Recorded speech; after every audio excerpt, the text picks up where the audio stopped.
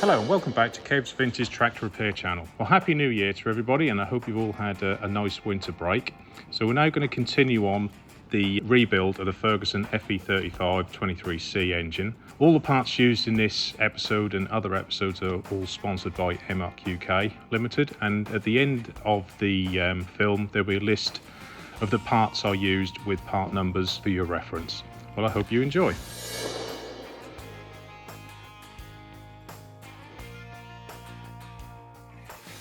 Hello, welcome back to Kev's Vintage Tractor Repair channel. In today's episode, what we're going to be doing is fitting the liners into our cylinder block. All the way down there we can see the crankshaft. I've put a piece of rag over the journals in there because I don't want to damage them, drop anything, or just for any reason, so we just want to protect it as best we can. I've cleaned the block where the liner's going to go with a bit of Scotch-Brite on there as well, and you've got this little edge here where the liner's going to sit down on.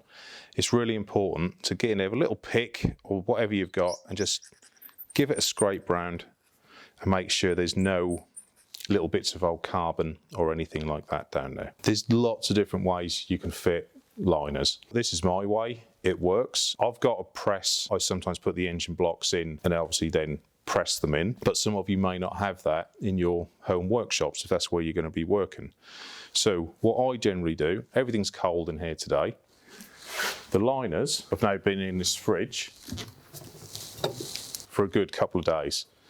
So being cold, what they've done, they've contracted. All right, there's not like 1, 2, 3, 4 or anything like that. However they come out of the box, however you've got them, you can get it started. All right. So just to help it along, what I'll do is everything else I've used assembly lube, all right, because that's really sticky and it's going to hold there for a while I'm doing other things with rebuilding an engine. But for this will be absolutely perfect. It's just normal engine oil. Line it up and hopefully it's down so far. A nice clean piece of wood.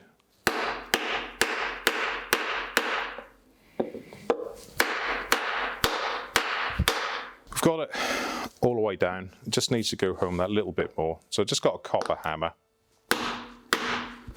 There we go. That's that one in. Sometimes they go easy, sometimes they don't. Now, what you can do, I'll put the crankshaft in. So what you could do, make out of a piece of threaded rod to come out here as a puller, and you could pull them all the way down. That's that one in, so we can see that's all nicely down. And we work on to the next one. Same thing, they've been in the fridge for a good couple of days. So as you can see from the other one, it went down, but it just needed that little bit of help. So same thing again, down so far.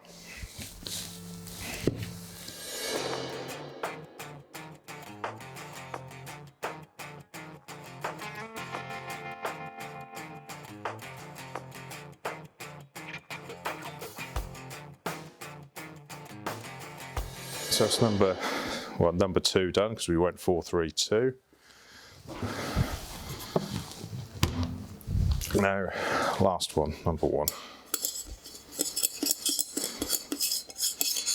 So use your favourite lube, whatever works for you.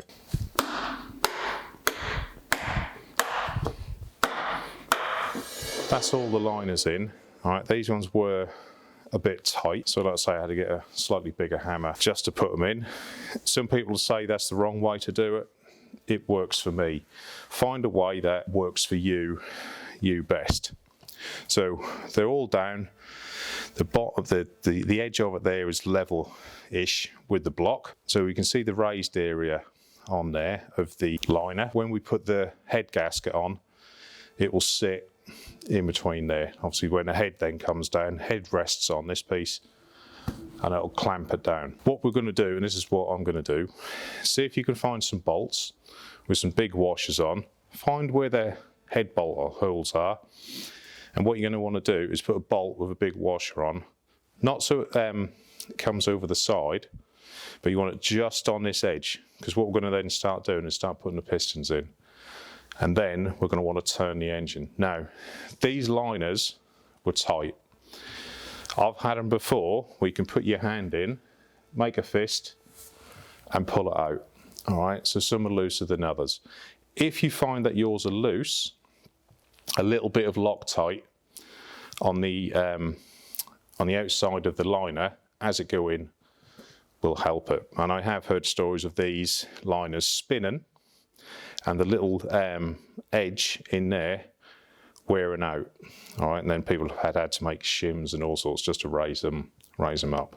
Okay, so let's say get some bolts. I'll get that ready for the next episode so you can see what I'm talking about, but at least that'll hold your liners in, especially if some of you are going to be putting a little bit of Loctite on. You want to hold them in place so they don't move. Okay, so that was just a quick little episode, just putting the liners in. So the next one will be fitting piston rings to the pistons, and then obviously con rods to the pistons, and then we'll be fitting them in. But make sure you can see if you can get some bolts and some washers which will just literally sit right on the edge of the block and the liner, not over there, because we still need to use this to put our pistons in.